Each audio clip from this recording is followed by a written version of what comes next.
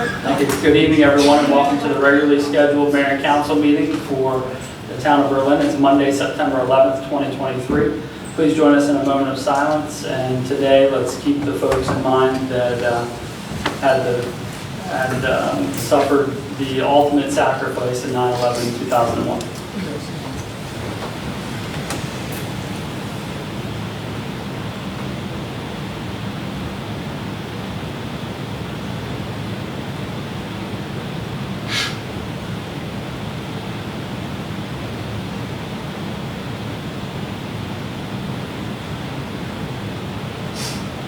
Thank you.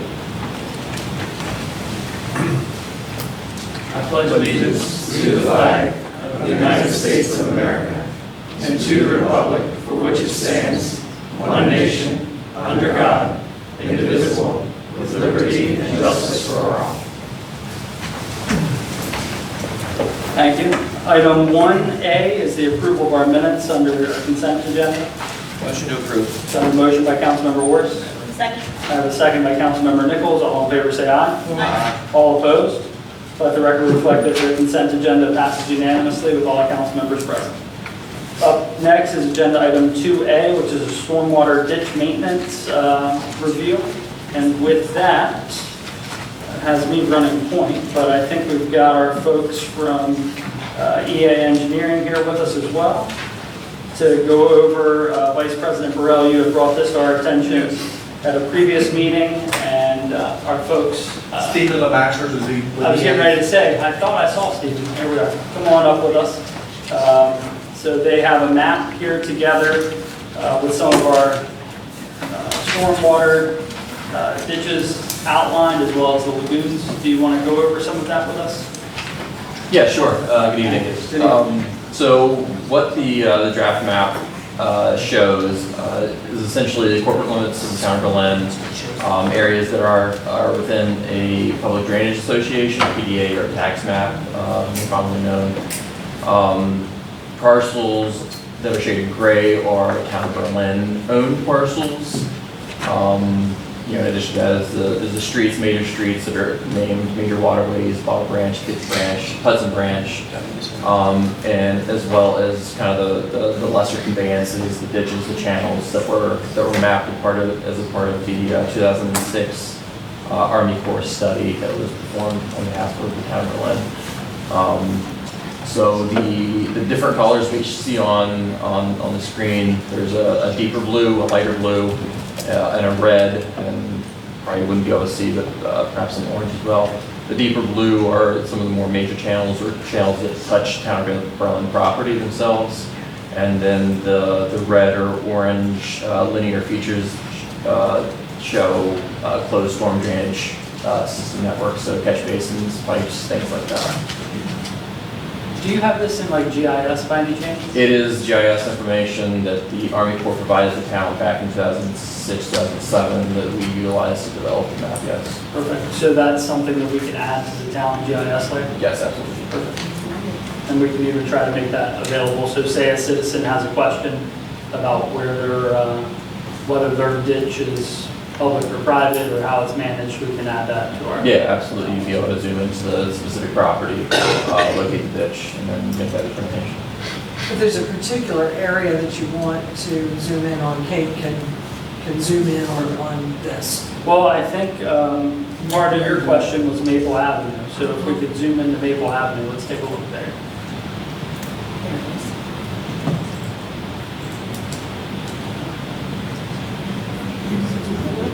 So, center right now. It's on the edge of that green, light green shaded Yeah, it's area. it's parallel to the red triangle or triangle. Rectangle.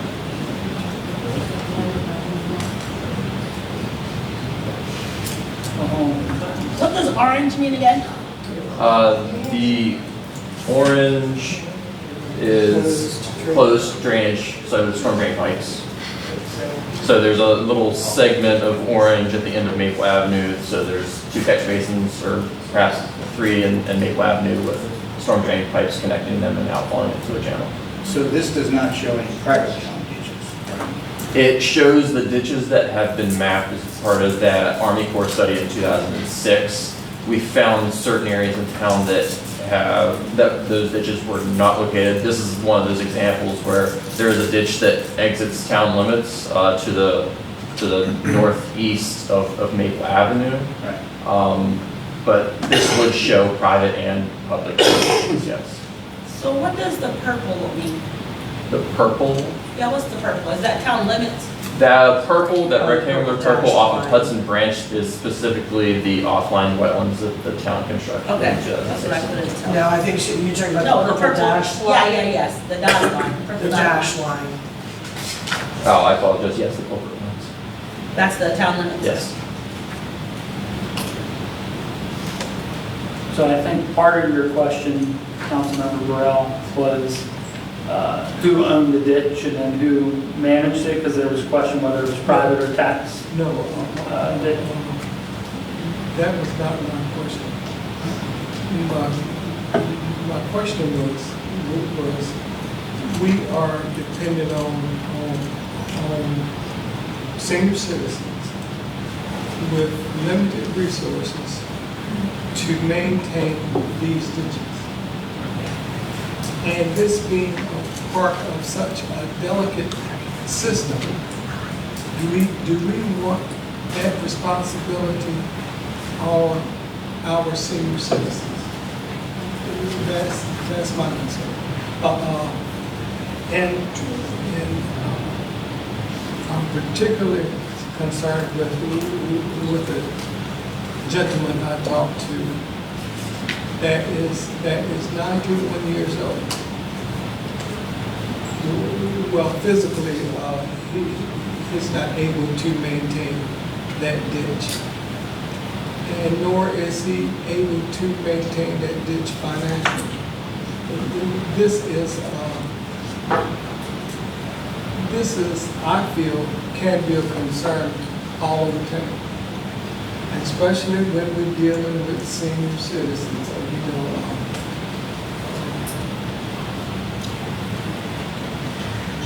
eventually, am I going to be asked to clean that ditch across from my house? You'll find me down there drowning one day. But it is a really, it's a no-win. Do you have any experience with that with any other areas that you may be?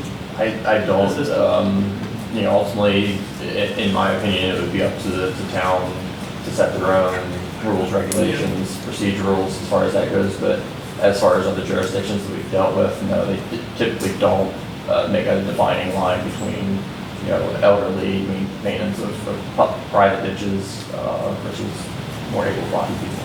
I will note that if the town were to take on maintenance of the private facilities, that would represent a significant increase in equipment needs and personnel needs. We would need to enter into right-of-ways or easements for all of the private property, and it becomes a very complicated issue. At this point, we do not have the equipment or personnel to do all of those ditches. Well, just that. It's a complicated issue with the town of Berlin and their resources that are available to us. What do you think about some senior citizen? And I'm not talking about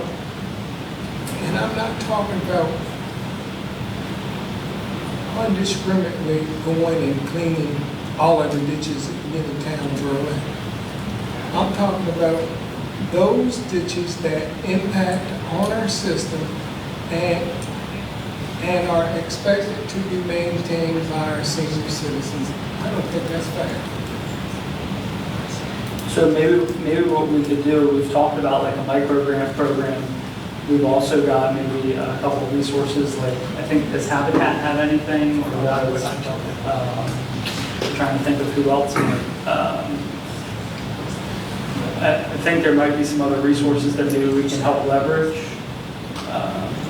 Maybe To even maybe MAC work- or something yeah, like to that. maybe- And I'm thinking MAC because you're talking, if you're talking senior citizens and maintaining their property and quality of life or what have you, for lack of a better term, that might be, maybe even, I know sure, Mr. Burrell, that probably isn't something that they have in any, but I mean, they may know of another, yes, to help link our seniors, because Mr. Wallace is not the only senior with this issue. So And I'm, why don't we all Yeah. maybe try to do a little bit of homework, and if we can find some resources, if you send them to Mary and I, maybe we can try to come up with a list of resources that could be helpful, and maybe even put something together on the town website to be able to see if we can find a way to help some folks out that maybe either age or income could be, or some other factor could be causing some stress on managing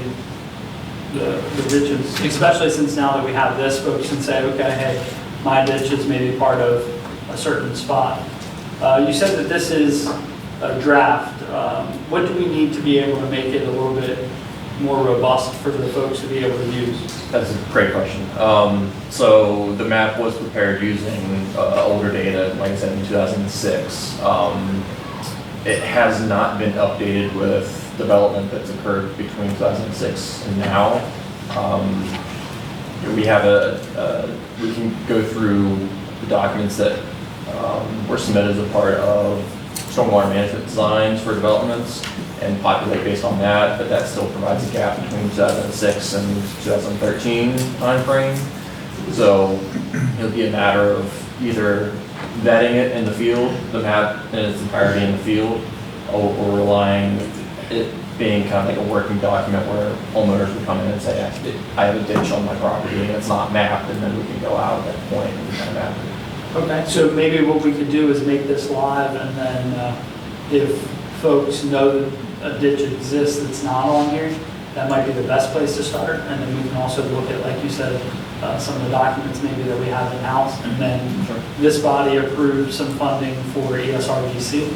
So maybe we can leverage, once we have those together, maybe we can leverage some of those funds to help put something together that's more of a complete Sure. view. Thank you for working to put this together. Yeah, absolutely. I was going to offer one other item. We do have the town of Berlin parcels specifically highlighted on there. We could consider kind of a working track, with the town ditches being, the ones that maintain that's not shown on the map. We basically retract all the information that's not town owned to make it a little more clear in the interim working time frame. And that's desirable, or we can just, like you said, publish it as is. I mean, does anybody have a passionate view on that? I mean, I think publish it as is and see if we get some feedback, and then go from there. What do you all think? If you have any specific guidance, Stephen, as to what you're looking for. I think at this moment, if we can publish it, maybe get it into a GIS layer that the town already has one for planning and zoning, maybe like an overlay, so that folks can see their parcel in relation to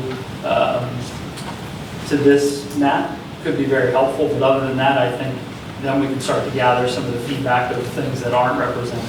Might be the best way to start. And I'm just going to say that to Vice President Burrell's point, you had said those words, delicate system, and what affects one area eventually probably is going to affect another. And so I like this. I think this is a good step, and I hope we get some feedback to those listening. Take a look at this map, and if you have any updates once it's live, let us know. I just have one more comment. Go ahead. The maintenance of the specific ditch I'm referring to is now Wallace Purnell's problem. But this being such a delicate and interconnected system, what is now Wallace Purnell's problem can become your problem. Can become your problem. And I think going forward with trying to locate resources to assist these folks, and above all, to assist the town of Berlin in maintaining its stormwater management system, I think it is a very good thing. You're welcome. Thank you. All right, thank you, Stephen. Really appreciate it. Thank you. Are those larger copies of what, Yes, they are. how many do you have? I have 2 here. Okay, can we leave one in the back if you don't mind? Absolutely. Thank you. We appreciate it. All right, up next is agenda item 2B, which is an open letter to the council regarding Heron Park. It's from myself, Councilmember Green, and Councilmember Horace. Before we get into that, I do want to ask Mary, if you don't mind, following, well, one, I want to thank you. 2, I want to ask you. So following the last mayor and council meeting, majority of the council voted to begin moving forward with DBF to start preparing the documents that we needed for, or need to take the demo to bid. One, Mary was on top of it the very next morning, first thing. I don't even think it had hit 8 o'clock yet, and you were already sending emails off to DBF to get that ball rolling. So one, thank you. 2, can you bring the rest of the group up to speed with where we stand currently? Because even though I've been, you see a letter in here from myself and Councilmember Green and Councilmember Horace, Mary and the staff have still been diligently working on getting all the documents needed for the bid docs. So, Well, we have met, we've been in contact with DBF, particularly Andrew Welch, and have met on site with him where he looked around the building, and I'm not going to profess to understand what he was measuring and looking at, but measuring and looking at things. He had some ideas after his initial site visit and was following up, I believe, the following day with a CAD professional to do more drawings and go from there. So I don't have a lot of tangibles at this moment, but he has been working on it. one each. So this was shared with me today. I didn't realize this even existed, but it's dated October of 2020.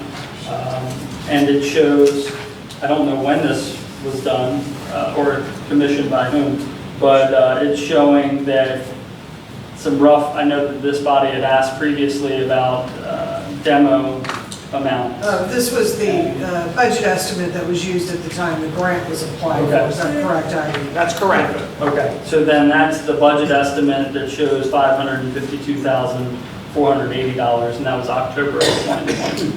So that was shared with me today, and I wanted to share that with the group.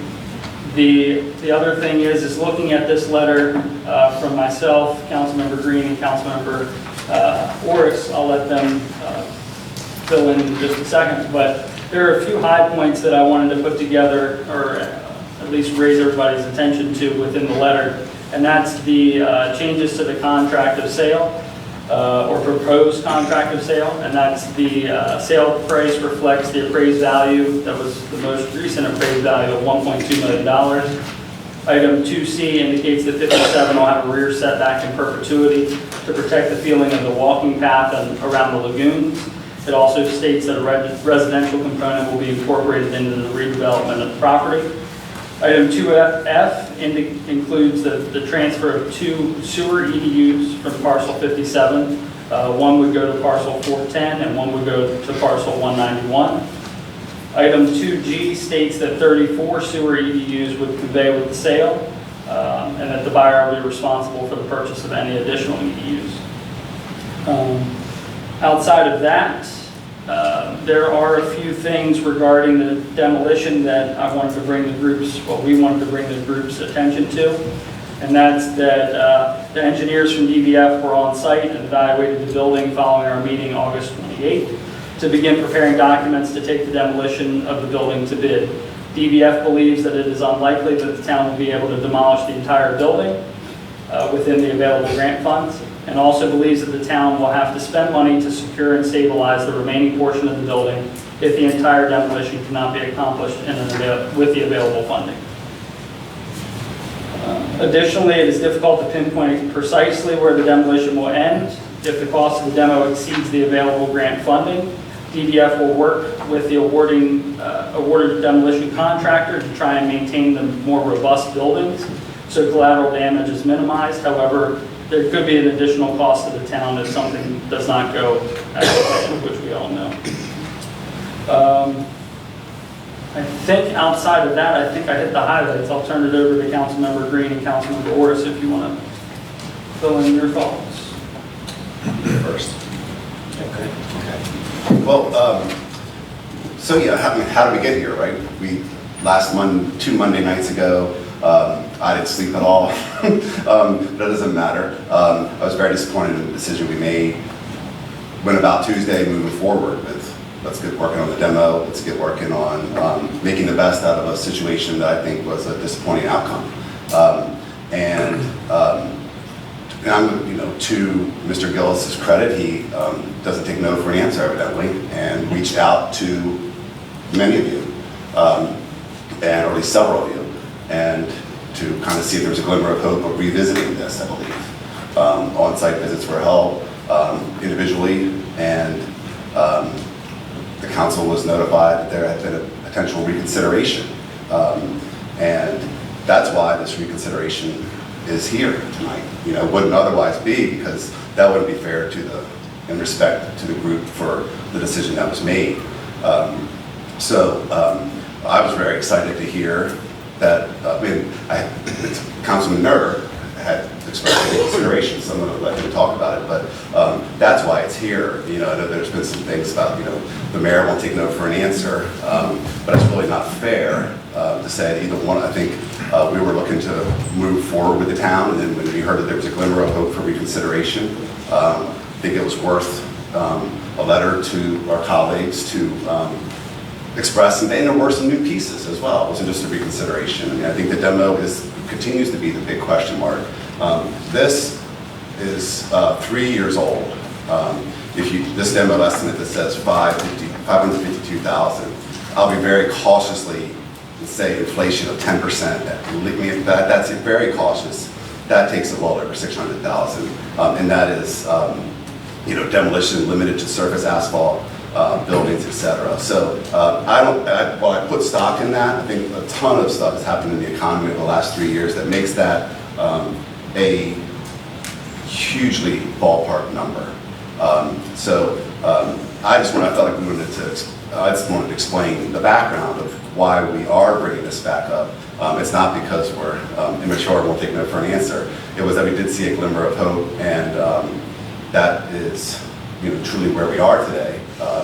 And I continue to kind of say the same thing I've always said, is that I just really believe that the risk and the reward, or the risk is not worth the reward here. And I got a great letter, we all got it, from Planning Commissioner Matt Stair, who, it has been said that the Planning Commission is completely against this property acquisition, and while that was true for the large parcel, we do have a planning commissioner who has, and at that meeting, where we asked them to look at it, asked for this parcel 57 sale to be considered.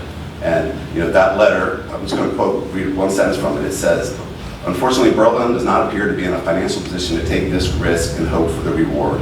If parcel 57 turns out to be a lemon and requires an additional $500K to demo, as mentioned multiple times by multiple parties, I'm not sure where we would find this funding. In my opinion, that Berlin is in a better financial and developmental position by selling 57 to CBP and Palmer Gillis. I see a potential sale and development of this project as a reduction of unknown financial risk, an immediate reduction of debt on our balance sheet, and an increase of our future tax base without annexation." I wholeheartedly agree with that statement. But I know this decision has been made here, but again, so I know we're rehashing a position that I've expressed already, but we're here because of a reconsideration that was expressed.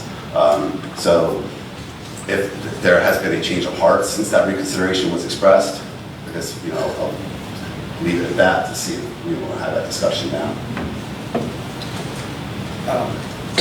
Well, I'm just going to be kind of brief. I don't really have much more to add than what I've said here.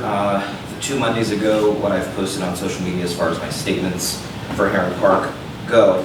I do just want to share that this weekend I did walk around Heron Park, and I looked at some old newspaper articles from around 2019, 2020, when we were faced with the increased tax rate situation there. And at the time, the debate was or the hot topic along with that was spending $140-some thousand to demolish 7 buildings in the park. And I read some of the comments that were in the papers at the time, and some of the council up here at the time said the reason that it was purchased was to protect the town and make sure no one else got it, essentially, paraphrasing, essentially. And one resident, I don't remember who, one resident spoke and said, well, we have it, it's protected. Now what are we going to do with it? We were facing the tax increase, I'm just referring to as the tax increase. And the issue was, should the town spend more at that point, was 140,000-ish to demolish buildings. So I think that this discussion about only parcel 57 was a bit of a rehash, because if you look more into that discussion, people were in favor of it then, as they've expressed, at least to me, as they are now. People were okay with selling just 57 then. So I agree, you know, Councilmember Green kind of took the words out of my mouth, which was fine. But I just think that this was a request, and this was not meant to, I don't know, shed a bad light or anything. It was a request, because personally, I feel that this is still too important. Otherwise, I wouldn't have even entertained bringing it back. And when I also heard that there was a potential, I was very ready to hear that opportunity. And Councilmember Green said it was Councilmember Nur. I'm not sure who expressed that exactly, but I am curious to hear from the folks who voted in the majority at that point to see if there is any room or any type of where we are. Because if there isn't, if everyone is kind of, I don't want to say stuck in the ground, but if there isn't, then there isn't. When we did the letter, there was. That's all. Thank you both. We'll open it up to the other members. It is a discussion item. Anybody?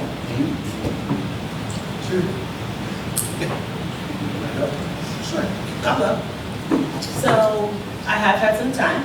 I have met on the site, walked it again, seen some things, had some conversations, mulled it over. At that point, taking in the conversation that I've had with Mr. and Mrs. Gillis, Palmer and Sandy, sorry, I mean, they prefer that. So talking with the Gillises,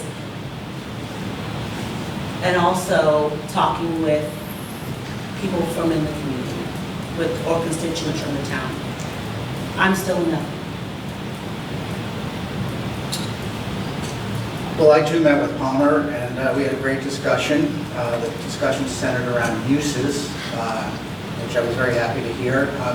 Uses are a big unknown at this point. However, he did say he didn't want to compete directly with any businesses downtown, which I truly appreciated and respected, and I was happy to hear. The big unknown for me is the EDUs. So I'd like to ask Palmer to come up, because I do have a few questions, if you would.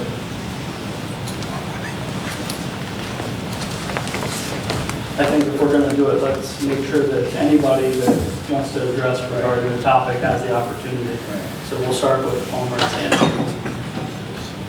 Good evening. Good evening. So, thank you. So, you know, I really struggled with this decision. I go back and forth. A lot of my colleagues talk about the cost of demolition. It's going to cost $1 million, throwing numbers out there. But no one says we have to demolish the building if we don't go through this deal. I mean, you don't want to demolish it in its entirety. You just want to clean up the lot. Is that not correct?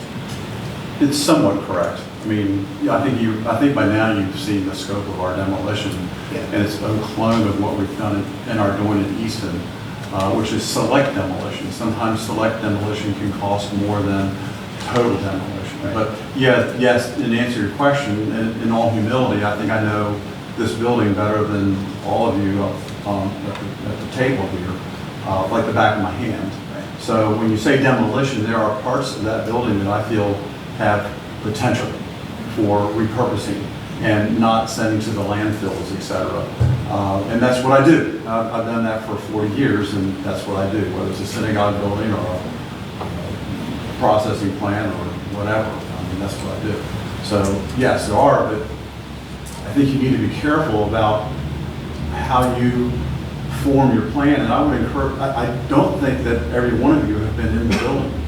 And I don't think that every one of you are very familiar with the building as it sits today. If you look at the brochure from 2010, it's brand new, it looks good, it's shiny, but this is 2023. So, and also would suggest to you also that the demolition estimate that was brought up, which I had, was in 2020. Well, guess what was going on in 2020? I think we all know what was going on in 2020. Interest rates have gone up 11 times and construction costs have gone up 25 to 40%. So the risk you're running is demolishing parts of a building that someone else, as they say, one man's trash is another man's treasure. And there are parts of that building that I understand that I would suggest humbly that you all don't. And the question then becomes, as an example, the water tower on the north side of the property. I would like to keep that. But if you're going to, the whole purpose of your exercise that you were insisting on, Councilman Jay, is a reappraisal. So to fulfill that reappraisal of $1.2 million, you've got to clear the site. And you have to have full B2 zoning. So to get to the number that you're, and again, when we purchase the property, whether it's in Easton or any other property, the EDUs come with the property just as they did in 2010. So maybe I'm rambling on here to try to answer your question and be specific, but I don't know what else to say. I feel as if this relationship is over, and I just want to say that if you, I really do know this building very well, more than probably anybody else does. That being said, just as a benefit of the town, if you would like us to help with this, we would be glad to do that. Our goal is to benefit the town and do something, as we've said, consistently good.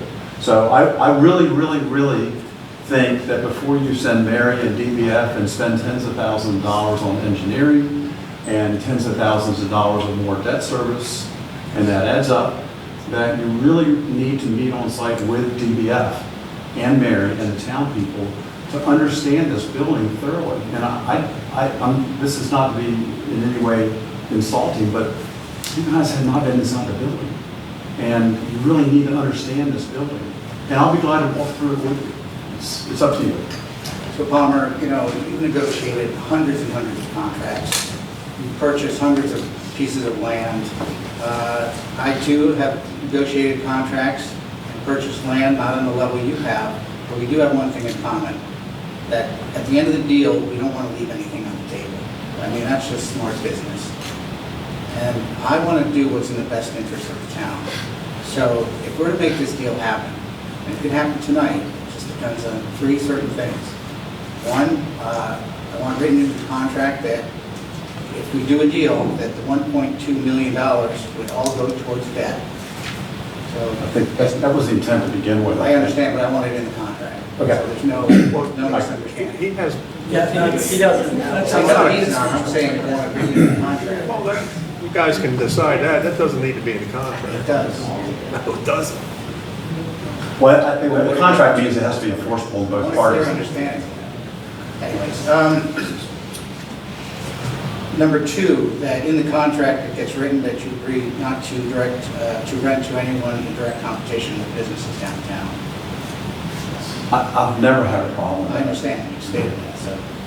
Number three, centers around the EDUs. You know, you say EDUs built the parcel, I think there's an exorbitant amount of EDUs on that parcel, and they should be paid for. So I would say, if you agree to this, that we keep 5 EDUs with the sale of the property, the rest gets transferred back to the town. And if you agree to that, we can make this happen right here and right now. You all have presented this for over 24 months as one package. And I hear what you're saying, but you're trying to get me to answer a question that's not possible to answer right now. If that building was 100% warehouse, as an example, we would only need 2 or 3 EDUs. If that building were 100% restaurants, we would probably need 80 EDUs. So I don't know the answer to your question because I don't know what the uses that you're going to allow me to use. When you say downtown, what are the limits of downtown? Can you be specific as to what the uses are you don't want us to compete with? We've had the You intent. talked about warehouse, you talked about office. You have a list. Talked about ethnic restaurants. We met with a representative that portrayed himself as representing the merchants of downtown Berlin. Right. And in those conversations, in the end of July, we came up with a list that we agreed upon, one of which is on there as a brewery, but that was not on the list at that time. So that being said, that was portrayed as representing the merchants of downtown Berlin. We've agreed to it, it's in writing, and you have it in the packet tonight as to what the uses would be limited. I have issue with the EDUs because that's like selling a house and saying you're only going to have a half an EDU. I mean, the EDUs go with the property, and the reason you, to your benefit, asked for an updated appraisal is so that you would know the value of it. And the value of that property includes those EDUs. No, And the appraiser clearly stated. no, I respectfully disagree. It's just, when you're appraising a house, the house comes with an EDU. You don't bisect or dissect that EDU out of it. When you're buying one of our medical offices, that includes the EDUs. Those EDUs were included in the value. She didn't say it clearly, I will grant you that. She stood here and said she did not factor those EDUs in the value she projected. Respectfully, she said that because they were already included. That's what she said. She said she was unaware. Assumed. She was unaware of them. She said she assumed because when you appraise a piece of property, you include the EDUs, whether it's a 200,000 square foot building in Easton, which we're doing now, or this building right here. They've been part of that property to go with it. So I think that your offer, while appreciated, I don't think meets the needs that we would have for that property. And agreeable that we would be negotiable on those, but I don't think 5 barely gets me a warehouse. And I think the town wanted something more energetic than a warehouse. Of course we do. Sorry?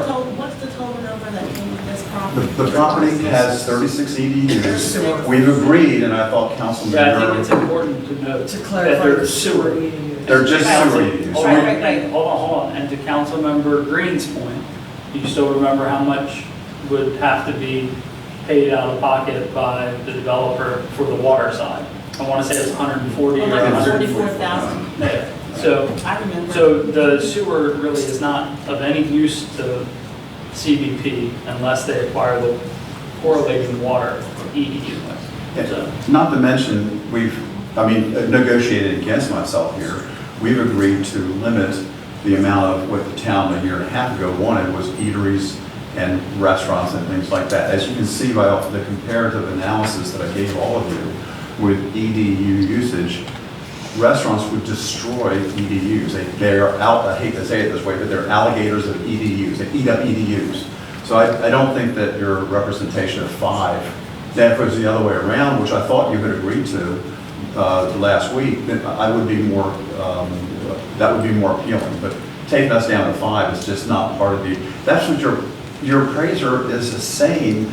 I'm putting restrictions on this property and encumbering this property as it is for the town's benefit, whether that be the right-of-way, the increased setback. I mean, you set this appraiser out on a journey. The journey was to appraise it for a cleared site and full B2 zoning. We are going to take all the liability, and you know Natelli's proposal, I've already pointed that out to you, that they assumed a total cleared site, which is going to cost fill in the blank number. We don't know. You can believe your town folks, or you can believe us. It's going to cost a lot more than 500. And again, representative of DBS appraisal or estimate, that was in 2020. We were in shutdown at that point in our lives. Just saying. Today's market's going up 25 to 40% in construction costs and 11 interest rate increases. So taking away all that quantity of EDUs, is extreme, in my opinion, and does not give us the latitude that we would want to pursue this property.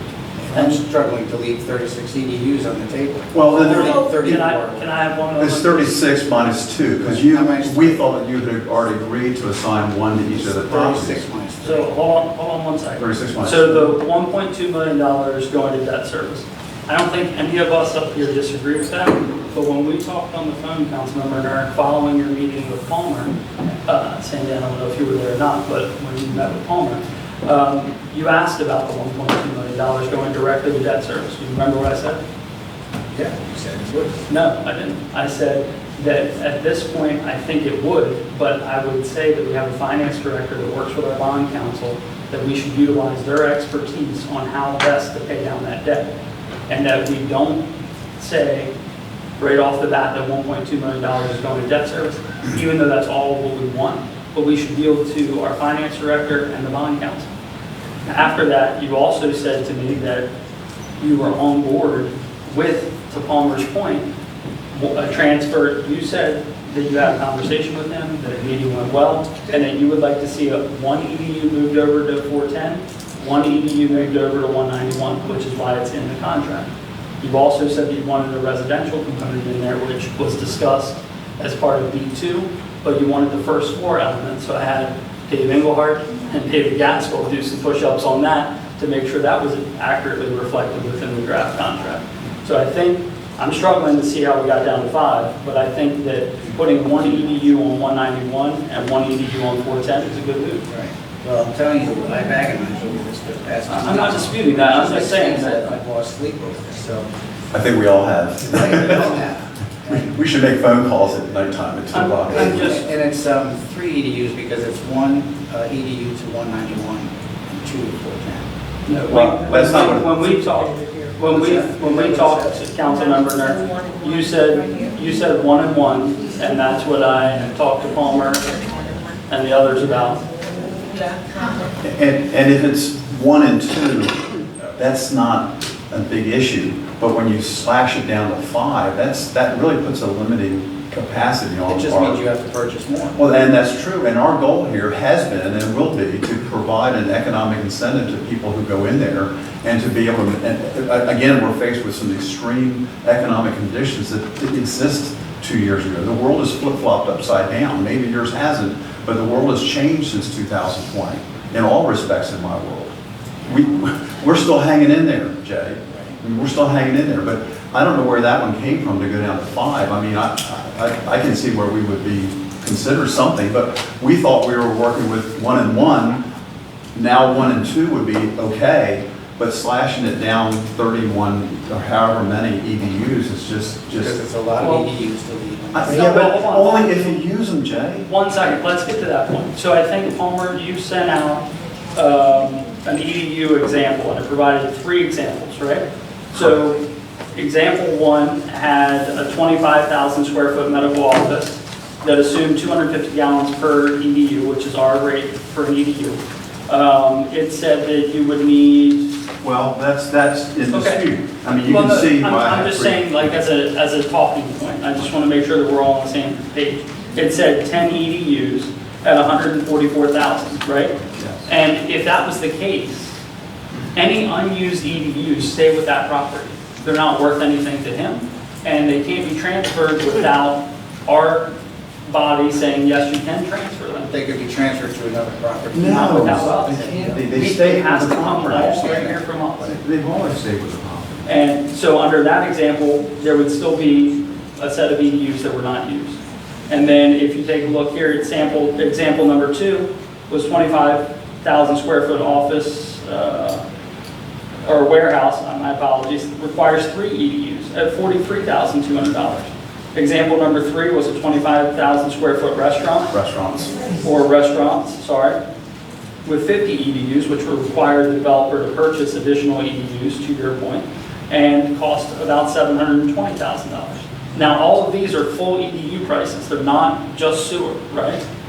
I was using as you see in the example, I was using only the sewer, which is the $14,400 per sewer EDU. That does not, in addition to that, there would be the water Right. EDUs. I was trying to make it an even playing field so you could consider the different uses.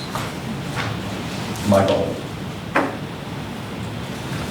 Now, Mary, also to Andrew's point and everybody that walked the property, they're hoping that we can maybe accomplish the demo for the amount of money that we have. But realistically, they even think that's probably not likely. Excuse me, the way that they will write the bid specs will hopefully give them the ability to eliminate items to keep us within that budget range. As alternates. Yes, bid alternates.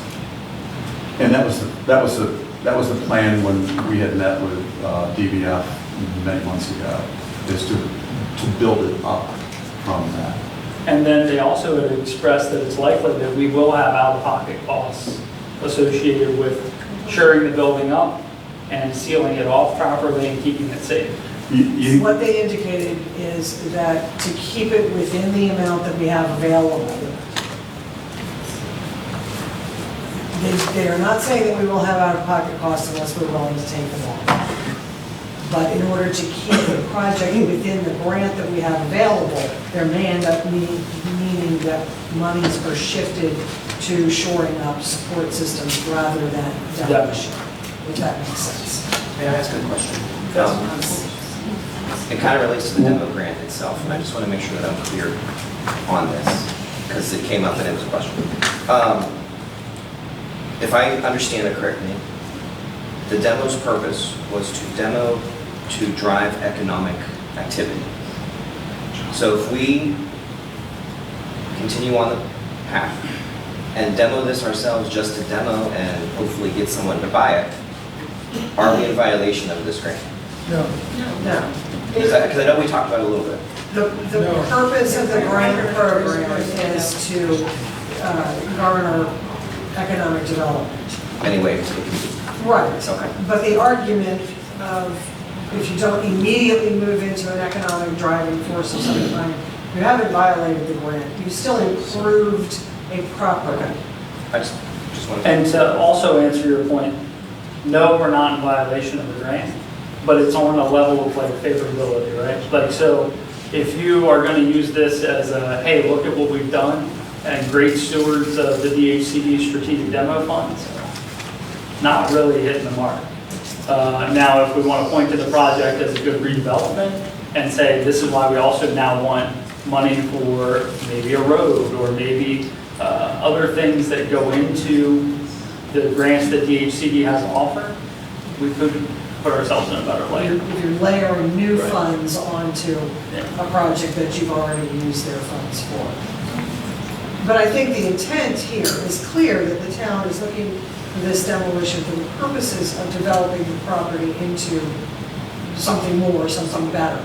It's not that we're just, this is not a slum and blight elimination grant, in other words, which would be a grant pretty much just to, I could be wrong, I might be misstating, that might be the purpose of the grant, but.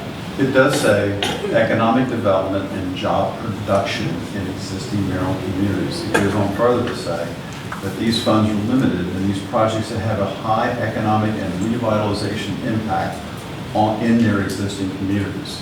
So that's the criteria. I don't know the answer to this question, but I'm assuming, and correct me if I'm wrong, that you're going to prepare a plan, you'll send it to the state, see if it complies with the state grant, and then you'll put it out for bid.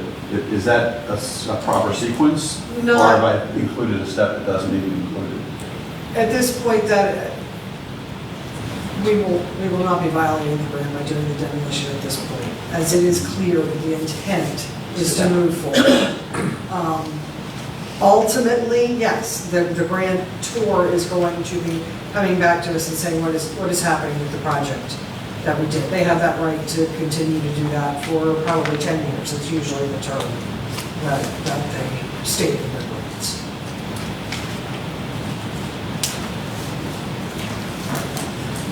I have not spoken with Parliament, but I have a couple of questions.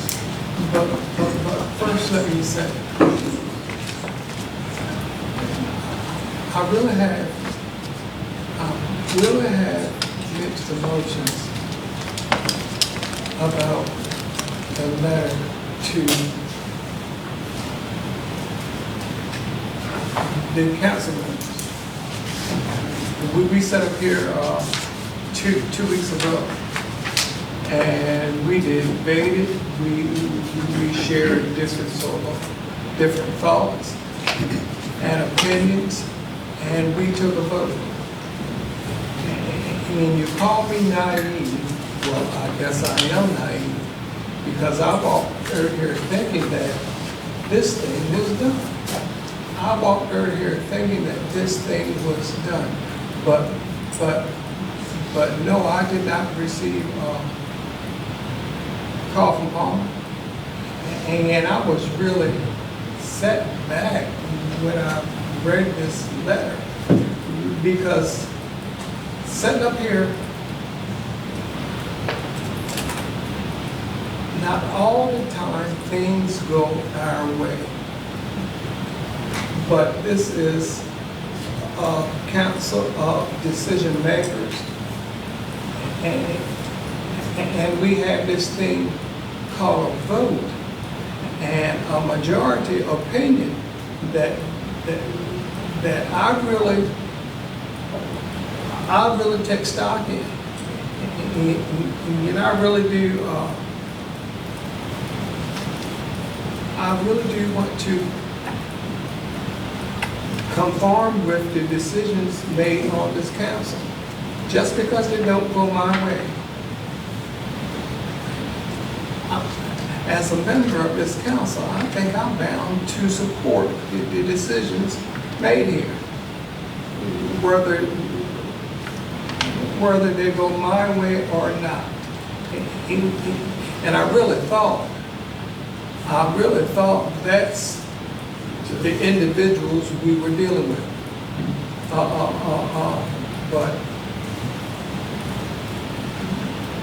But I found it different. My question to you, Palmer, is after occupancy, how long do you plan to maintain ownership of Well, I also indicated that what this you purchased? is a legacy property, and we had no immediate intentions to sell it. But I can't sit here and say it's a lifetime, because I'm not sure how long I'm going to live, but I would assume that this would go into some type of estate planning, and Sandy's probably going to live longer than I do. But I'd like to maybe go back to what you were mentioning a minute ago. The town council decided to move this property a couple of years ago, declare the property as surplus property. That allows you to dispose of the property in some way.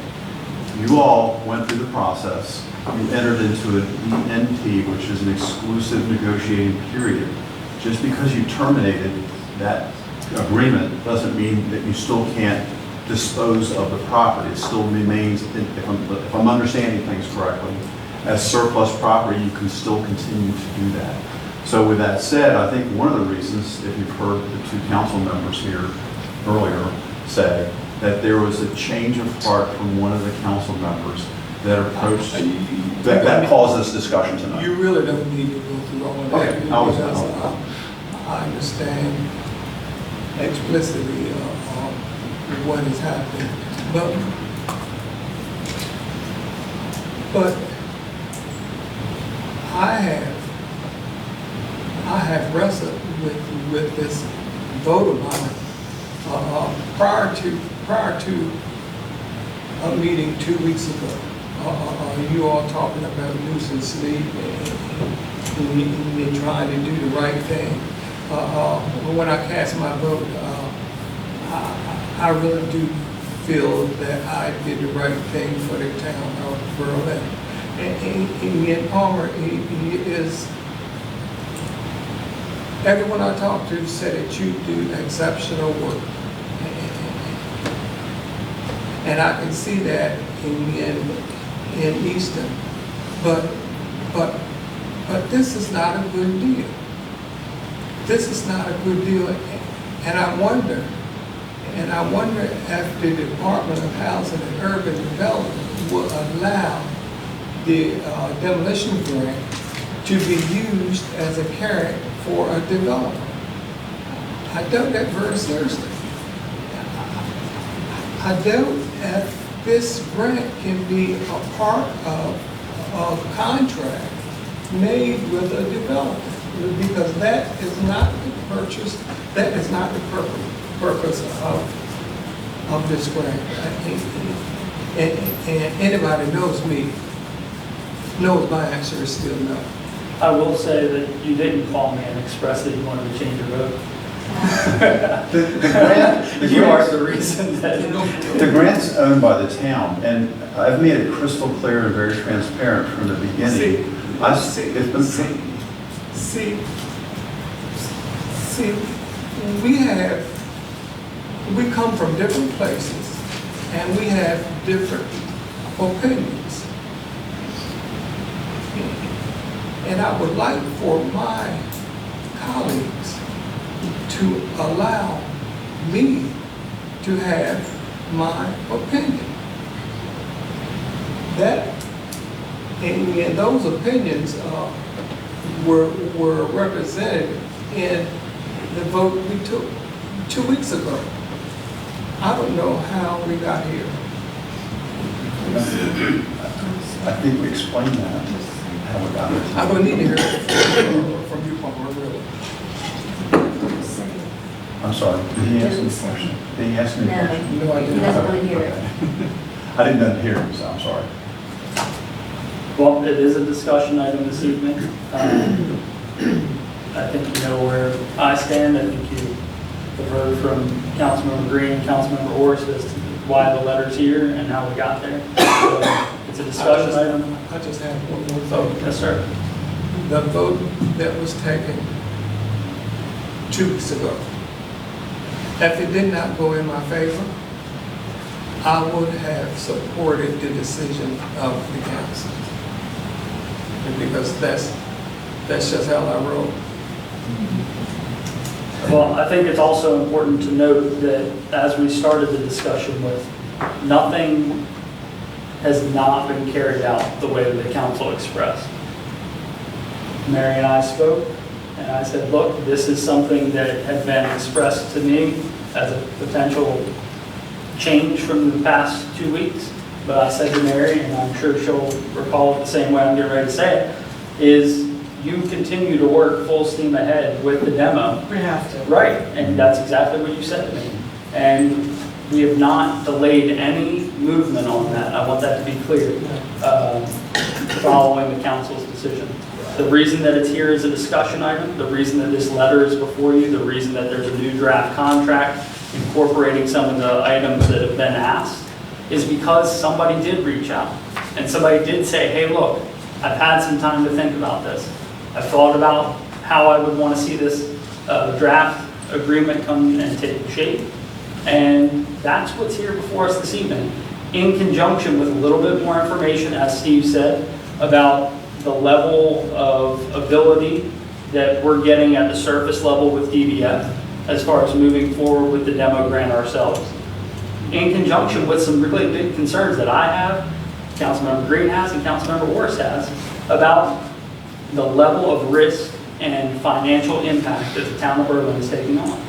So we've discussed it. If there's not a willingness to change by one of the three that voted the other way, I think it's a done issue. Are you willing to take a reduction in EDUs? We've already agreed to that. When we met on the site, you asked me to do that, and I replied. No, we're past that. Are you willing to take a further reduction in EDUs, and if so? You put something in writing, I'll let me know.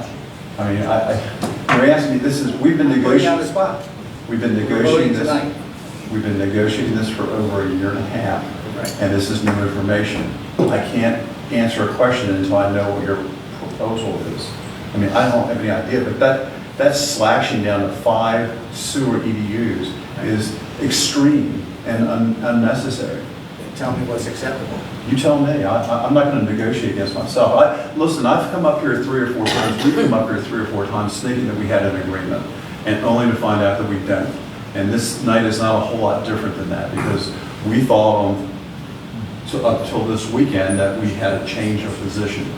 And I'm sorry that you were unaware of that EDUs go with the property. a year ago, a month ago, or whenever. I'm sorry that you Clear did with not the know. appraisal, that's what Excuse me? I was very clear with the appraisal. It clearly Well, said, respectfully, I disagree with you because an appraisal is based on the property. This is an asset of the property, as is the water tower, as is the buildings that are on it, et cetera. The whole purpose of this endeavor to begin with was to leverage that $500,000 grant from the state into reduction of debt service. You are now accumulating around $20,000 a month in debt service. You're running the whole project at risk, if you will, and whether it's by accepting this deal that we have in front of us, that cuts your debt service in half, more than half. It also cuts your contingent liability. Suppose, or when there's another spill on the site, and you have to answer the taxpayers that you're going to cough up another couple $100,000, or you're going to have to temporarily close the site. Well, we're doing our site up in Easton. We've rented Long fence. Long is a brand name. We've rented fence to secure the whole site. We've had to panelize the walls. When you leave the walls open, you're subject to wind and uplift. You have a storm coming through. Those roof panels are not designed for uplift. They're designed for roof loading only, not uplift. So you have to enclose the building. If you're prepared to go through all that, that's fine. And I will try to help you in any way that is possible. But the question becomes, what is the council's risk tolerance? And I'm sitting here tonight to eliminate your risk tolerance. And we're arguing over $50,000 or $100,000 or whatever it is that is in your mind that you think is a good deal. And I wish Councilman Burrell would, Council Vice President Burrell would explain to me what he thinks is a good deal. Because when we left this meeting here about a month and a half ago, 2 months ago, you embarked on a new appraisal to update the appraisal from $800,000 to $1.2 million based on the conditions that they assumed in the appraisal. I am sorry that no one has mentioned whether the appraisers did or did not say that the EDUs go with the property. I can sit here and attest to you tonight that the EDUs have gone with the property since 2010 when Tyson Foods tried to sell it. It's always been, always will be, as if it's a house or any other commercial property. I'm sorry, that's just the rules of the transactions. So I can't negotiate against myself. If you're asking me if I'll accept 6 EDUs, I don't know what you're asking me. So I know that we've been working in good faith with this town, this community. We've asked for a lot of input from the town. You all have had a lot of input from the town. Tell me what you want, and then let us consider what it is you want that's absolute, because this keeps changing, and every time it changes, we have to invent the wheel again. And so standing here tonight throwing that curveball out is yet again another change. And I'm saying we can get this deal done here and now. It can happen tonight. And I threw out a number of 5. And I've expressed a negative response to that. I understand that. But I think... You said, and someone else said 3. I mean, we have a bidding war. Is there going to be somebody say 4, 5, 10, what? I think you Tell should me be what you paying for want. more than 34 EDUs or whatever. Sorry? I think you should be paying for those 34 Well, EDUs. what if I don't use them, Jay? What if I only use 5? Is the town going to buy them back I know from you're me? going to use more. I'm not going to use them. How do I know that? How do I know that? Is the town going to buy them back from me if I don't use them? So what's good for the goose is good for the gander. So if I sit here and negotiate with you, are you going to buy them back? You keep saying they need to go with the property, but the town doesn't have to sell the EDUs to you. We don't have to give it to you. We don't. They're already been bought. Tyson Foods, Hudson Foods bought them a long We're time under ago. no obligation to say we'll transfer. You're right, you're right. But that would be like selling a house and saying, we're not going to give you an EDU, you got to pay for it. That's a whole different thing. Wow. Okay. So it's hard for me to negotiate against myself because every time I have and agree to something else, when the bar gets higher, the goalposts change, then the deal changes. So I keep saying yes, and honestly, we're getting tired of saying yes. What do you want? 5 is completely unreasonable and unacceptable. Tell me what you want. I will say, as a matter of record, even through the entire extended negotiation period where we met privately, every time the town moved the needle to Palmer's Point, they conceded. You know that, Jack knows that, and I know that. Every time we moved the needle, they conceded. And I'd like to, honestly, Councilmember Nur, I'd like to know who the other developers And I'm are. not going to disclose that. Well, first of all, up until 2 weeks ago, you're not supposed to be negotiating with other developers. Now all of a sudden, he comes out with a full set of plans and presents them to the council, and now you've got other developers saying it's worth a lot Accusing me of more. Negotiating with somebody, that never happened. Excuse me? I never met with that. Well, someone spent money on someone's prerogative. I mean, Mr. Burbidge brought in a whole set of plans, a complete set of plans. Right. On a whim? He's just out of the clear blue sky done that? Okay, Nobody asked him for it. okay. Nobody on this council. And he did it in a week? Yeah, I can't. I don't know if already the architect is Yeah, that we're busy. spinning wheels. There's risk and faith. I said that I trusted Palmer, Gillis, and his team with this property, and two members laughed. So I'm talking about maybe there's a certain level of disrespect by bringing this back. We brought it back because we were informed. We would never do what was moving on as well. There's just, it's not fair to say that we're disrespectful of our colleagues or the vote by having this back. We were informed that there was an opportunity. The goalposts have been moved once again. Taking it from 34 to 5, I mean, that's, how about 30? But, I mean, that's, how can we say 5? That, I mean, that's just, to me, that's a political, take it to 5. We'll have them pay for all of them. What's that? Have them pay for all of them.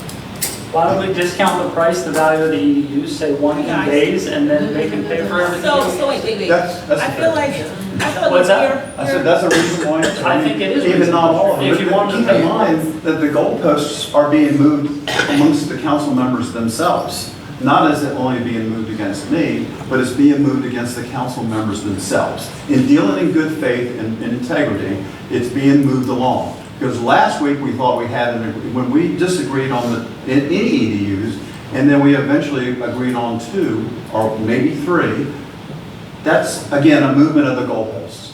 And now we're moving them again. So we've been trying to work honestly, transparently, and in good faith.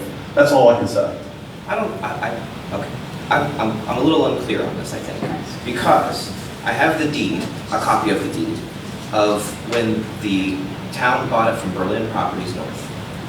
Okay? So we have the price of that, we all know that's 2.5. And then we have, this is all legalese, so it's basically saying. Councilmember, just 2.5 is, just correct the record, so Oh, not just for 50 cents. That's what we paid for him. For the whole For thing, all right. 4 parcels Right.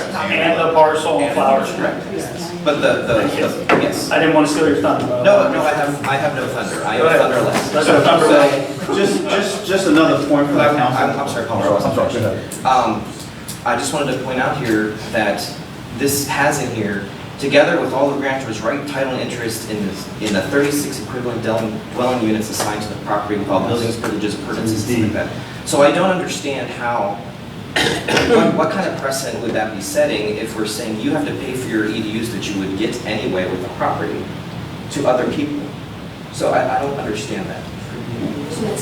So That's the contract sale, it's not the deed. this is, Is it the deed? no, this is the deed. This isn't what you Okay. sent me. This And- is something else. This is the listing agreement in Right. 2010 that But includes it as well. the point I'm trying to make is I don't understand exactly why this is such an EDU issue at the moment. It goes with the property. And we, apparently a Right from the discussion. beginning, we wanted to, the goal was reduce the debt, right? Yes. Whether we sold all 3 parcels or the 1 parcel. Well, this says 1 parcel and half the debt. The price of the other lots remaining will significantly increase once one is developed as well, so that's another way to So collect. Right, reduce your debt service by leasing out the remaining, some of the remaining parcels. I guarantee you that we can bring somebody to the table that would consider doing that. So the goal is to reduce the debt. We're reducing it by more than 50%. We're also improving the neighborhood and bringing in additional tax revenue, if you believe that. We're also improving the neighborhood, so everybody's real estate value, a rising tide raises all boats. So all the neighbors are going to benefit that, specifically the town of Berlin. In addition to that, if you went with the alternative plan, albeit Natelli or albeit Burbidge plan, you would be selling parcels 191 and 410. If you sold those, then now the Public Works Department has to go find another piece of property and build a building. This way, you have your free right-of-way through the property. You're asking me to encumber the property for the benefit of the community. You're asking us for additional setbacks. You're asking us for the right-of-way through the property. You're asking us for parking spaces for the park. And you're also now asking for a reduction of uses. How many things are you going to continue to ask for in good faith when we're negotiating on this for a year and a half? Seriously, I can't help it if nobody here knew what the deed said. I can't help it if nobody knew what the listing agreement with this thing was spit shine clean and being sold for $1.9 million back then for the whole thing. That's what Tyson Food had it listed, including the EDUs and a fully operational processing plant for $1.9 million. You're almost there now, including the EDUs. I don't know, I mean, I'm used to being squeezed and shaken down, but this, this defies logic when it keeps changing over and over and over, not only to us, but to your co-council members. And two weeks ago, there was a pathway for rolling back the unused EDUs. Nobody wanted that. Buy back. And then then the math changed and said, all right, well, no, keep the 34 they convey and transfer 2 so that we have an EDU for each one of the sites. We all said, okay. And then now tonight, we're back at, I don't know what. I really don't. Honestly, there's some communities on Delmarva that have gotten a black eye as a result of putting people through these processes and not completing. And I suggest, even with my conversation with Jay Meredith, the Director of Engineering for the State Highway Administration 2 years ago, this town has lost out on a large amount of money by not having this project or some project like this, albeit ours or Natelli's, and the money's not there anymore. It's gone. And because you're speaking with so many different voices, you're doing a disservice to your own taxpayers and shooting yourself in the foot with a circular firing squad. That's where we are tonight. Make up your mind what you want. We've presented and changed each time that you've asked. You have done the town of Berlin a great service by asking for an updated appraisal and getting a higher number. And that reflects in what I'm going to be able to do with the lender. But that being said, you also are asking to encumber it. You're asking us to reduce the uses. We're talking in circles here, Jay. We lifted the uses. Excuse me? We took the restrictions. You just asked me if I would go, I gave you a list of uses that we would restrict ourselves to, and I said yes. What do you mean? All I said is don't compete with businesses downtown. Well, tell me what businesses downtown you don't want me to compete. Boutiques, there's antique shops, there's that kind of stuff. Yes, I've already said yes. Correct, you have. I've already said yes to that. Right. Really, I think we're only back to the EDU thing. So what would you like to see, Councilmember Mayor? I want a. I'm not going to answer that because my answer is I've already agreed to give up 3 EDUs now. I mean, are we going to have a bidding war here? Is that what we're doing? Are we going to have a bidding war tonight? No, he was given 2 up. Right. We just gave up 3 because somebody wanted 1 more for one of the other parcels. I mean, I don't know. What do you want? Because when we talked, this deal reflects exactly what you wanted. So tell me what you want, because I'm unclear. Right, and I want more EDUs purchased, so if you're asking me to counter and put it down. Great. Will you buy them back from me if I don't use them? No, We don't have to.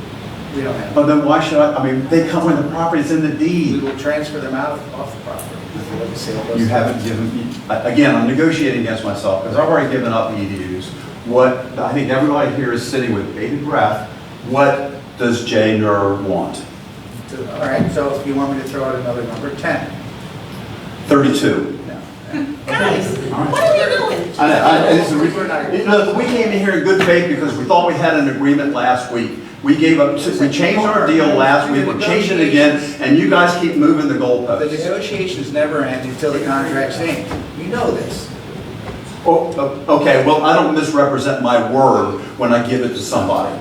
I can tell you that right now, whether it's in writing or not. There's the letter of the law and the spirit of the law. I live by the spirit of the law, not the letter of the law.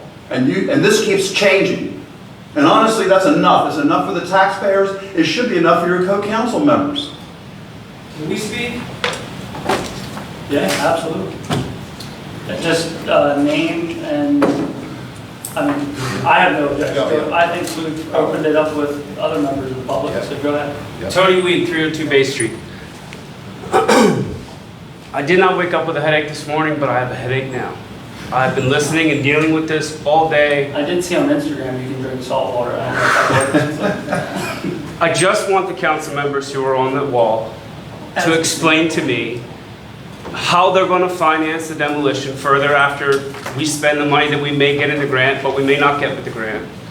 And whose pockets you're going to pull that out of. And furthermore, what partners are we looking towards using if we do walk away from this process? Secondly, to the letter that was written to the council members. That was written because we can't sort of write that with as much gravity as they can. This is a good deal for Berlin. I think negotiating on the EDUs is silly and frivolous. And as they say, I love the way that they operate within the spirit of the law, not the letter of the law. It's great words. So, as my council members, because I'm looking at them all, please think about this from the taxpayers' dollars point of view, if nothing else. Think of the quagmire that we're going to be building our skate park in if this project doesn't happen. Who wants to put a skate park in a trash dump? Come on.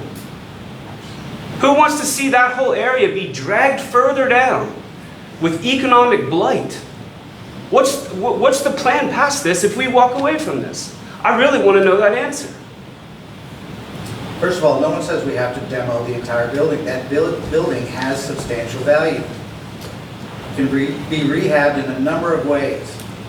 So in terms of spending the demo grant in excess of the $500,000, that doesn't have to happen. And it will sit there for another 10 years. It does not have to happen. I implore you to think differently, that's all I ask. Thank you. Thank you. Just name and street name. Regopolis, 10 Baker Street. Just big picture here, I've looked at this problem the last couple of years since I've been in this town. It looks like y'all purchased a bit of property for $2.5 million from a former councilman, right? Long story short, you're trying to sweeten the deal to a developer to reduce the debt which you leveraged a municipal bond for, correct? Okay, those are the facts. Boondoggle's been thrown around, albatross, risk tolerance. I want to put forth a pitch for holding on to the property, maintaining the building for now, and somehow using adaptive reuse, which is more in the spirit of what I saw written on the State of Maryland website for revitalization funds. Now, I do think that you're within the bounds of the letter of the law within those state funds to do what you're doing. And it sounds like Mr. Palmer, he's operated above board. I'm not criticizing that, nor am I criticizing what Weeks said about taxes. Those are all real issues. But the real issue that I see is opportunity cost. You don't get to get back public green space and parkland down the road once you privatize it. And I think that there are ways to possibly make some sort of self-sustaining community center in that space that could benefit the town and the people of the town. And I just want to make a pitch for that. So I would recommend holding off for now. This is very heated, and there could be better ideas. Thank you. Okay, thank you. If there's anyone else from the public? Just name and street name, please. Mary Lusky, Westminster Drive. We have a planning commission, and these guys have all got their architects or engineers or lawyers or whatever, and they make a recommendation. That's what they do. When we base it off of what they're recommending we do with Lot 57, we're keeping the rest of it. We're getting $1.2 million, which will go towards the debt. I understand about the EDUs. I don't necessarily agree with it. It's part of the property. You don't buy a house and you can't use a bathroom because you can't flush a toilet. It's part of the property, whether the appraiser spelled it out or not. It's included in the new price that was given. I just think we just keep, we're chasing our tails. We just keep going around and around in circles.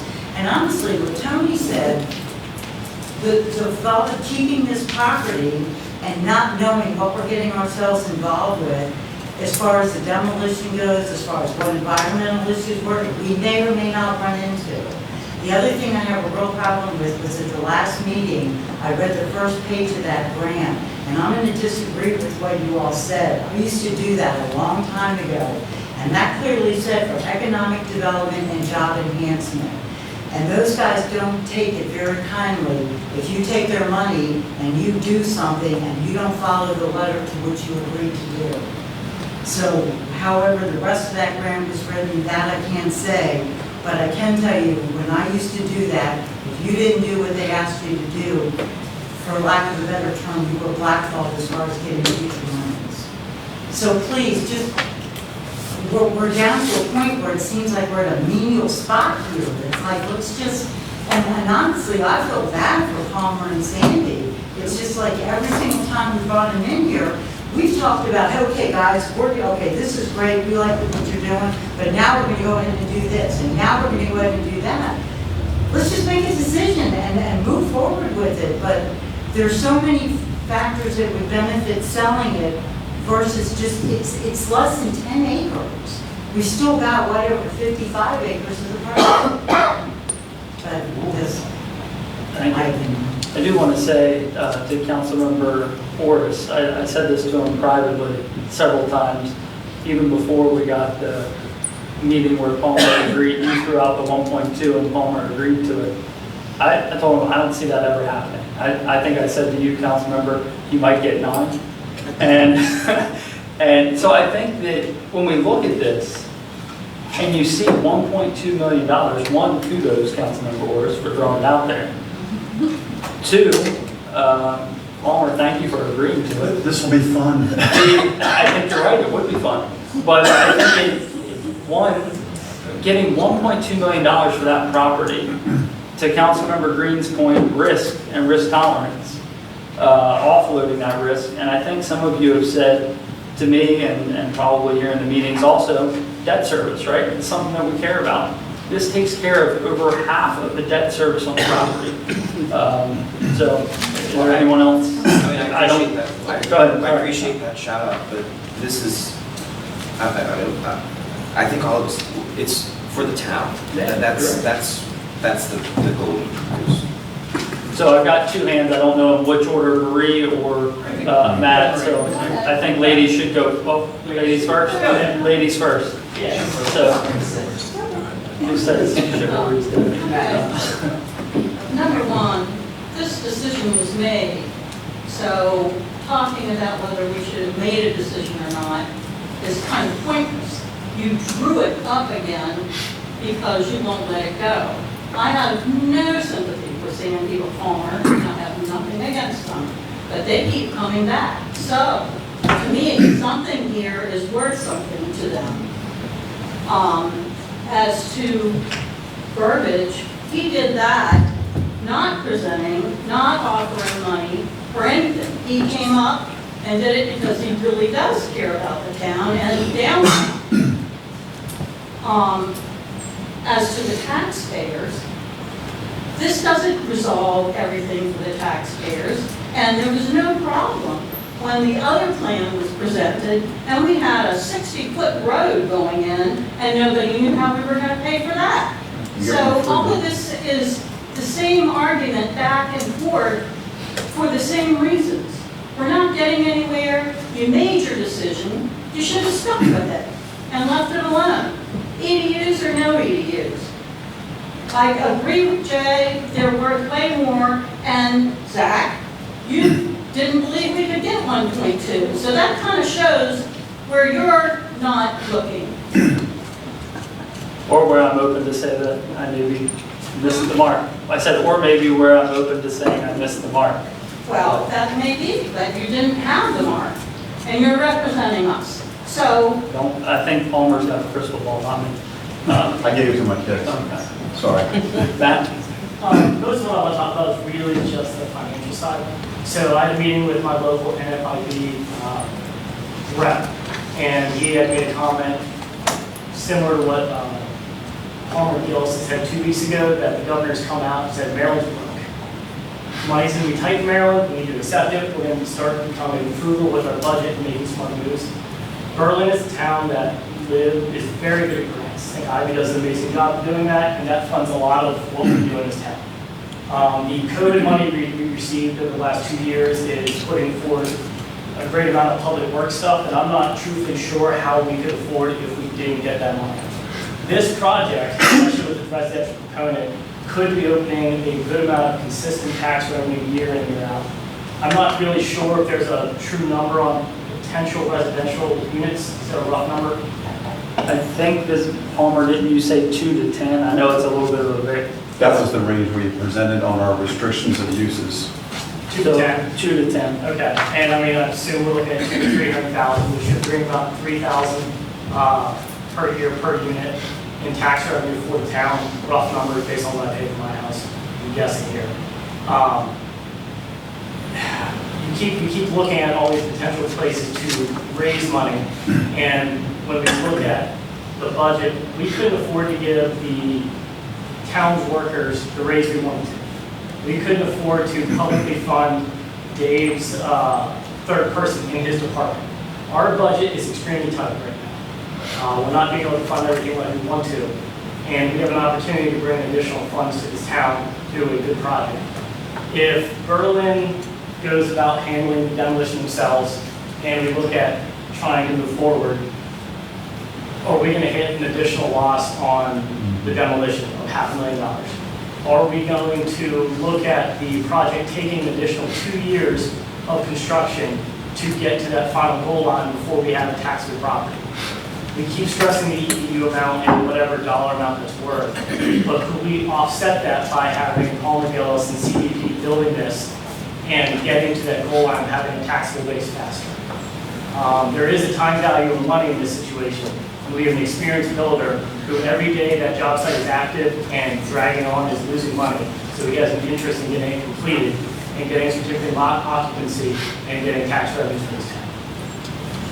Your debt service would be reduced by 100,000 plus a year by moving forward with 9 already impervious surface acres. It's not open, clear space now, just so that everybody gets this clear. But just a couple closing comments here. As a taxpayer of the town of Berlin and whose family resides in this town, of the town of Berlin, as a taxpayer, I need to insist that you all participate in creating the demolition plan. Because I don't want my tax dollar going out there on 10 different plans when you're going to spend $25,000 to $50,000, including your debt service that you're losing and your opportunity costs that you're losing. That is going to go out there to continue on this path that may or may not work, and it doesn't get you to the appraised value to begin with. We were back here tonight because we thought we had an agreement again last week, only to find out this morning that it's changed again. And honestly, I'm a little bit tired of it. So, you know, when you say you want to get out of the hole that you're in, you stop digging. And the only way you can stop digging is to dispose of this property quickly, with no risk. That's the deal that's being presented to you all tonight. And you know, the EDUs, I'm really so sorry again that this has ever even came up, because it's been a part of this project forever. It never has not been. We are willing to negotiate further on the EDU reductions and reassign them back to the town, but not in the level that you're talking about, Councilmember Durr. That's just unacceptable.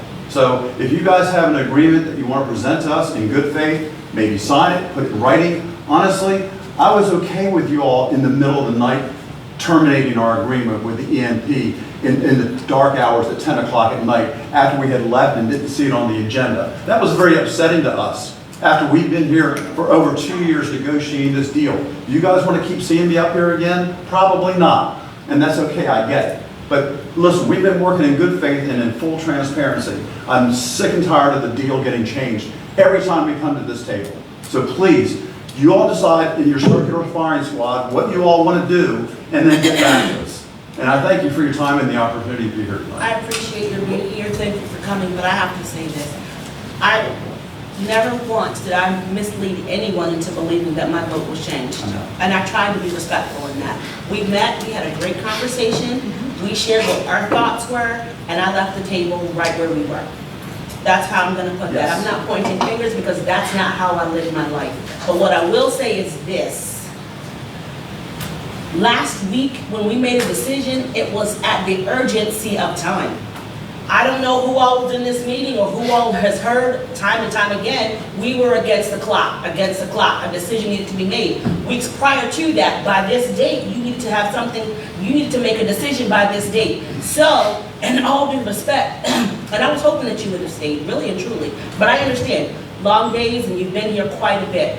When we made a decision last week, it was not because we weren't planning to, but because we had been told up until that point that we needed to make a decision by last week. That is why a decision was made last week. It wasn't to be sneaky or to be backdoorish or any of those things, because that's not how I operate. I can't speak for anybody but Shanika Nichols. And I will say this, my no has been no, it had nothing to do with EDUs. Nothing to do with EDUs. I understand that selling a property, whatever EDUs came with that property, go with that property. I understand that. I got the $145,000 that comes with buying the water. I was a no from the beginning. I made that clear weeks ago. Go back and look at the notes, because I did. And I will say you didn't say to me that you were going to change. Well, I never said it to anybody. I know, but I'm just saying you did. But, and that's not me being, I'm not trying to be rude in the least bit, but I wanted to completely hear everything from you, and I wanted you to hear what I had to say. And as far as that other person coming into the picture last week, that was not something that any of us, or again, speaking for myself, we didn't think to entertain anything of that nature. That was not how things were supposed to have gone. I didn't believe that there was going to be another person saying at some point, hey, guess what? I have another offer for you while you're already in negotiations with someone else. That's not kosher to me. That's not how things should be done. So my no has always been no, and it's going to remain no, but at the same time, guys, the way we're doing things tonight, not kosher. Make a decision. When it's said that other developers, everybody thinks that their home is worth a lot more than what it sells for. I'll guarantee you that. Most definitely. You all have paid too much for a piece of property, and it has been left in disrepair since you've owned it. It's not worth what you think it is, and I'm sorry that you all paid too much for it. I'm really sorry for that. I've had conversations before you even bought it. I have the floor. I didn't take the full 5 minutes last time. I took about a minute. Okay? Who owns this property? You own it? The town residents. Do you own it? All of you own it. Whoever lives in this town owns it. We own it. And I'm a part of that. You're a part of it, man. But you don't sit here and you don't bully the people of Berlin. Okay? You don't own anything until it's signed. We own that land. We pay for it through taxes, right? The taxpayers own it. Right. Okay? Let them have a say. I've talked to a lot of people in this town. People have different opinions. None of this stuff gets into this room. It needs to be in this room. You need to have the input of the townspeople. They need to have more of a democratic voice here. You guys do an amazing job. I've watched here many times, and the amount of government that you need to do for a town of 4,000 people is amazing, and all the department heads and how hard they work to keep clean water and a police force and all this stuff. But in the end, it still seems to me Eastern Shore real estate deals to a developer network, leveraging the land, the only thing you've got. And if I'm not mistaken, that property across from the high school, in 2015, it was talked about, going to make some affordable housing. Well, that housing now is called luxury housing, and it's $2,000 a month for a one-bedroom. Who can afford that? Raise your hand if you can afford that. Okay? You gave that to who? Renier Brothers? Who was that? Okay? I just want this stuff to be above board. Who pays what taxes? If I look on the tax maps, am I going to see fair market appraisals for everybody's property? Or are some people going to have a very reduced number? I noticed that you guys changed the SDAT to say that the property you're trying to sell is only worth $200,000 in assessment, but you paid $2.5 million. Whatever. It's a pencil whipping exercise. I know that. But this stuff needs to be more above board. Okay? This town is on the map. All right? People like this town, which is why this guy's so eager to develop it. But when the sharks start lurking, you know you got something, okay? Hold on. Hold on. Do this right. Do this right by the people of Berlin. Nobody wants to pay higher taxes, but there may be other ways. You know, there may be other ways to fund things. And once this property is lost, and we don't need whatever that picture was last time, the tract homes, we don't need that. Not for $250,000 a piece, okay? That's not what the people, we don't need another dialysis center. Let them put that up on 50. We do need some affordable housing, but not there, okay? Not in, that land is bordered by Route 50 at the north, a beautiful railroad track and a creek, Ocean City, Old Ocean City Boulevard frontage. It's a gold mine of real estate, and everybody knows that. Okay, you can look at it and see. And those ponds are well clear now, and it's going to be an amazing park one day. And I just want that to be held on to the people of the town of Berlin. Thank you. You're welcome. If any of my excitement transcended into the feeling of bullying, I sincerely apologize to the council and to the community. It was not intended to be that way. It was not intended to be bullying. It's intended to be reflecting an idea and a concept in a place that I thought we were in the process that keeps changing. It's not bullying, it's frustration. And I can express to you that I'm extremely frustrated with this process. The only reason that Sandy Gillis and I are here tonight is because we thought we had a rekindling of the love affair. And apparently failed. So that's okay. I've lost plenty of deals. Some of us brought roses.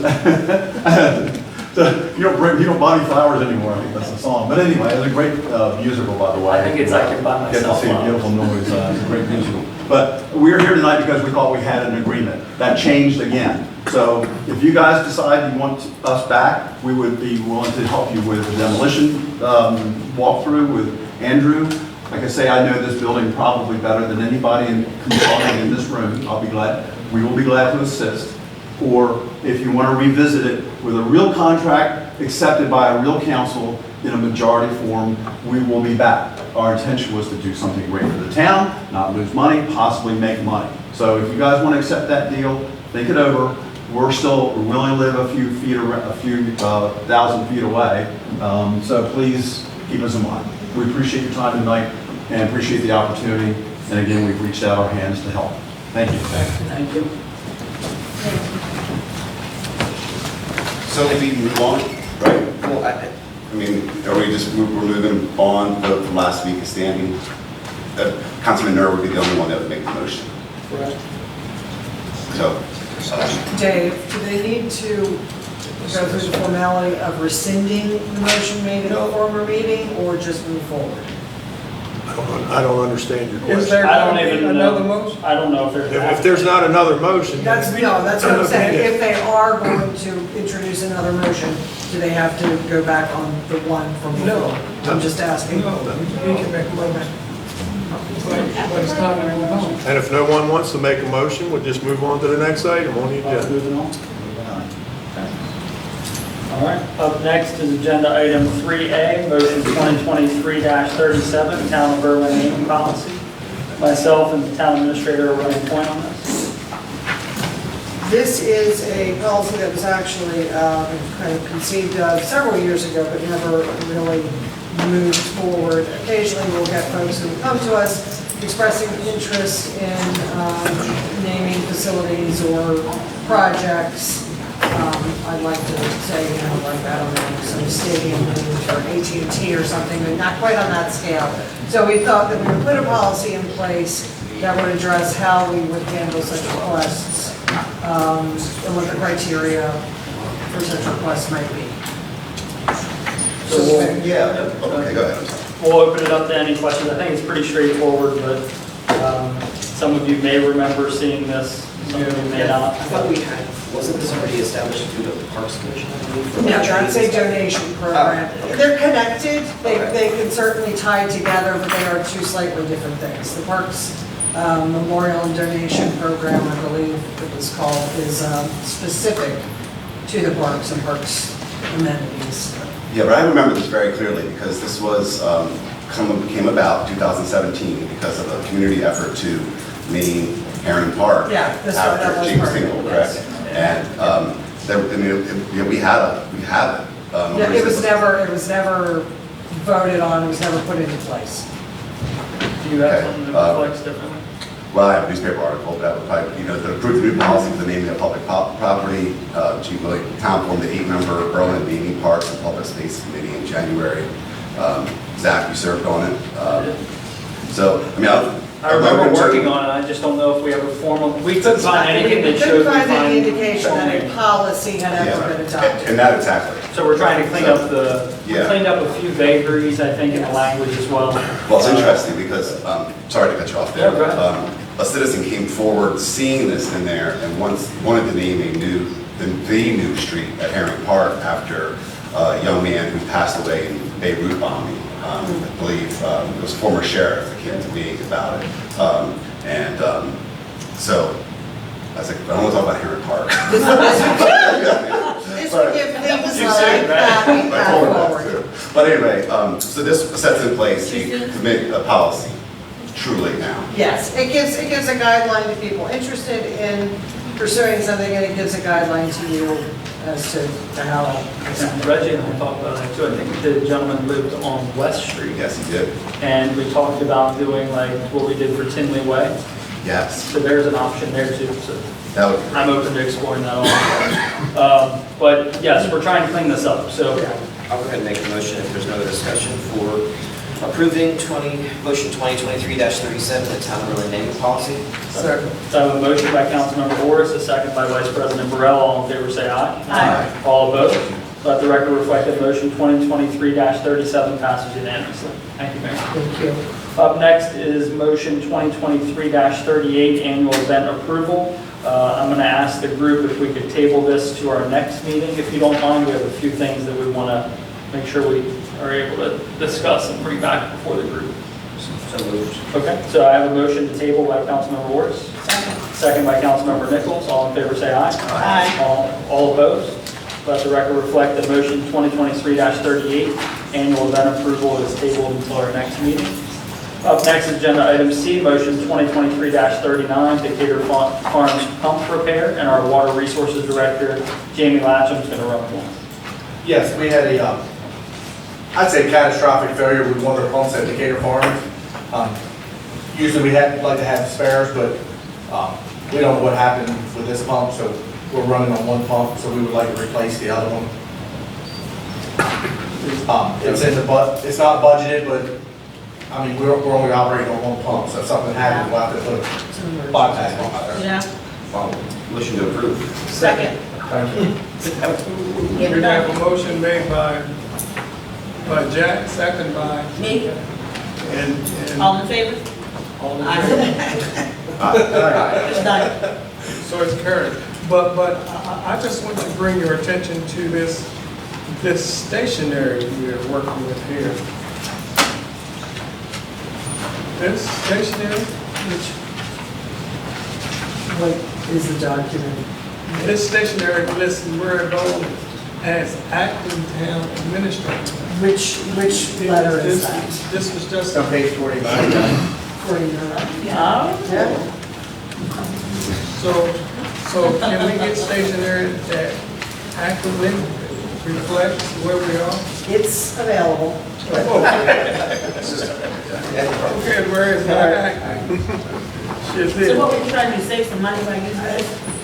Not at all. Use old stuff? Not at all. Just So accurate. is that vote then going to be recorded as It's unanimous. 4? I think only Councilmember Green was out of the room, correct? I came back in through an eye. Okay. Unanimous? You want to clean it up? Go ahead. Yeah, it is unanimous vote. For 2023-39. Yes. Thank you. And we're gonna update the station now. Perfect, thank you. Up next is agenda item 3D, motion 2023-40, Harrison Avenue Water Main relocation, and our Water Resources Director, Jamie Latcham, is going to run point. You're all going to be tired of hearing from me, but. That's all right, I don't think that So, we have the gentleman that bought 115 Broad Street here tonight. I made him aware, so I started in 2000, so the water main dates before my time. We're thinking the building was dated era of 1935, and they didn't dig a water main under the building in 1935 because it was all hand dug in. I have a staff report in there. I would like to ask the mayor and council to move $120,000 from the William Street valve replacement project to Broad Street to get the water main out from under the building, because where the new build, a lot of the new buildings want to go, the water main's directly, if you're standing on Broad Street looking at the, I still call it the Southern States, so bear with me. If you look at the Southern States building, look in the front door, and if you, and they have the back door open and clear shot, it runs right out the back. We're right now still surveying Harrison Avenue to make sure we stay on our property. There's 4 different surveys for the property of 115 Broad and all that in that area. So we had some legal stuff to get, or stuff with Dave Engelhardt to make sure we're on our property in the right of way.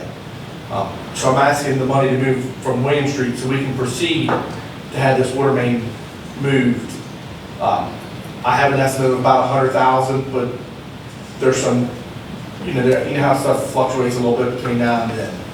Motion to transfer the money. So I have a motion by Councilmember Nur and a second by Councilmember Nichols. All in favor, say aye. Aye. All opposed? And we, just so you know, we did start moving a little bit on it for the survey, because I'm hoping to have it done by January, the water main move. We're going to try to fast track it a little bit, so instead of letting it lay out there for a very long time, we're going to try to minimize the amount of time it's being advertised. It's not a straightforward cut project, but it's straight enough that we can move forward. It's about 600 foot of 10-inch water main, some valves, and 6-inch tap for the Burley brew house and stuff like that. Thank you. It passes unanimously with all council members present. Up next, item 3E, motion 2023-41, the declaration of property as surplus. Town Administrator Mary Ball is going to run point. This is, as we try to do, this is property that we have declared surplus. In the case of the pickup truck, a different truck has been purchased to replace it. And I'm sorry, that's actually identified on here as water department, but I believe that's electric, correct? Yes. Truck is Oh, is that- electric, the other tool is. The truck is electric, but the rest of it is water, correct, Jamie? The truck's not water. All 3 trucks are the water wastewater. Oh, I'm sorry, okay, I'm sorry. Everything that is on the, that we're surplusing is from the water and wastewater Okay. department. All right, I So, understand. my question We're is, just gonna, oh, I'm sorry, go ahead. he said he's gonna hold on to the police department later on, so electric is not listed. Okay. That's what I was wondering, where the electric one? Yeah. We will probably be coming back later on for additional equipment to be declared surplus. But this allows us to move forward with listing on that deals. Or if it's not in condition to be sold, to just dispose of it. Motion to approve. Can you share with me the process for getting rid of this stuff? Well, if it's not in a condition to be sold to someone, it would just be, this gives us the ability to just dispose of it as we would in equipment. Excuse me, if it is. Or salvage it. Or salvage it, however we can dispose of it. If it is in condition to be sold, it will get listed on a website called govdeals.com. And then it's a bidding process. It's similar to any eBay or, any bidding site. It's just certified because it's government property. I will make a motion to approve motion 2023-41, property declaration. So I have a motion by Councilmember Ors, Second. a second by Councilmember Green. All in favor, say aye. Aye. All opposed? Let the record reflect that motion 2023-41 passes unanimously. Thank you. Up next is agenda item number 4, Town Administrator's Report. Any departmentals? Nothing additional to report this evening. Thank you. Council have any questions for the Town Administrator or regarding any of the departmentals? Sure, I did have to ask Mary, I was kind of surprised to see the AV, so they're willing to try to resubmit something, you know? They have sent additional information on a scaled down system, which we're looking into. We just haven't had time to dig into it, but. I mean, obviously, the system that they sent us was the Cadillac, and the example, I think someone even used that analogy. So now we're going through the fourth. Steve wanted to. No, but yeah. Ford Pinto. I'm just curious. And then I keep seeing, and I'm sure the guys over there will know, William Street, is that the William Street lift station that I see under electric, where I see a lot of our town staff most days right now? I don't think you're seeing town staff on Williams. You're seeing some town staff, certainly. Yeah. But mostly it's the contractor staff. Gotcha. They were working on the electric service today. Oh, right, that's what I saw. But it's not an electric department project, it's a work resource department. Okay.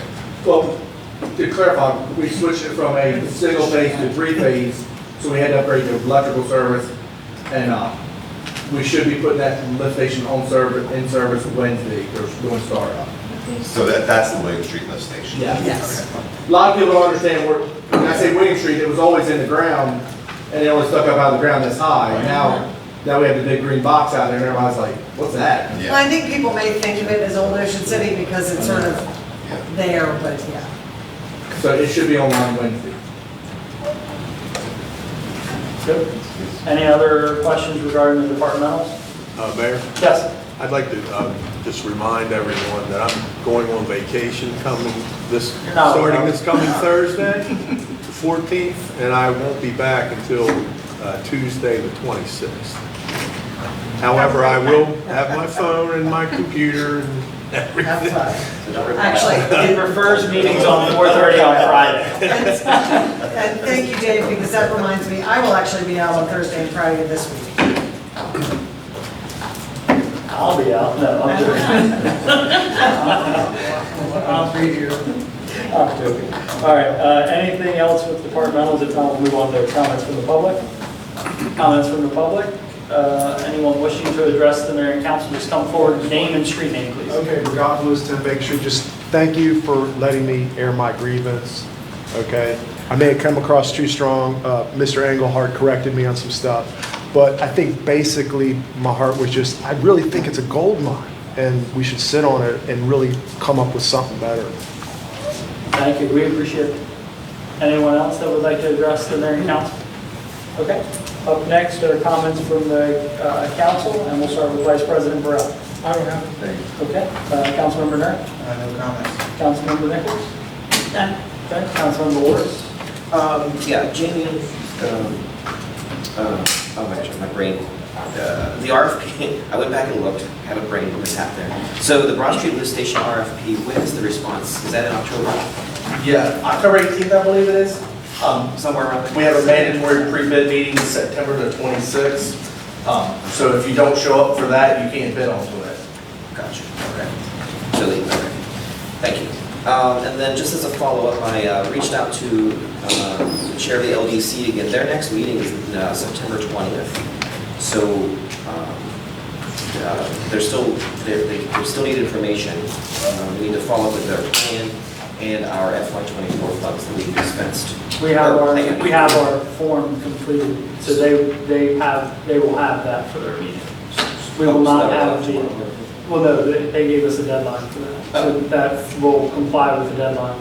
The, what's that date? I don't know the exact date. I know we have a reminder on for today. September 15th, before the meeting. They're not going to read your letter prior to that. Right, no, I just wanted to. It's a form. And just to clarify, it's the expenditure of the FY23 funds. Since we're in 24 now, they're looking for last year's. It's a form that just says how you expend it and how you plan to expend it in the fiscal year budget. And so to explain me being more detailed, I include all the years. So they're going to see what we plan? They see every Just for year this how this grant expense from the beginning till the year we operate. So going back all the way from the beginning until fiscal 22, 23, inclusive, we will receive that in details. And they do ask how we plan to expend it in the current fiscal Correct. year. And mayor drafts a letter. Right, so That's that's a cover letter. due the 15th, it's. But it's in the work it's all, year. it's all good. Now, the multi-year plan is different. Right. And that's what we need to. We need to work on that, but Could we get a copy of these documents? Sure. Mayor will approve the cover letter, and once that's submitted, I will copy all of you. thank you. Thank you. Well, that one, that's neither does that one. We'll just, okay. Done. Thank you. I'm good. Councilmember Green. I'm good too. Thank you. All right, up next, comments from the mayor. I will say, thank you to all of our departments for your work during the small town throwdown. I know that rain hit just as time came to clean up. You all did a fabulous job once again, making the town look like nothing happened. So thank you. That concludes my comments. Up next, are any comments from the press? And then Vice President Burrell. Move to adjourn. And I'll take note of the time.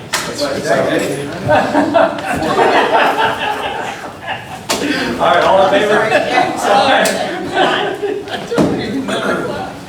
Good job. This one was just, I think Kelsey. Yes.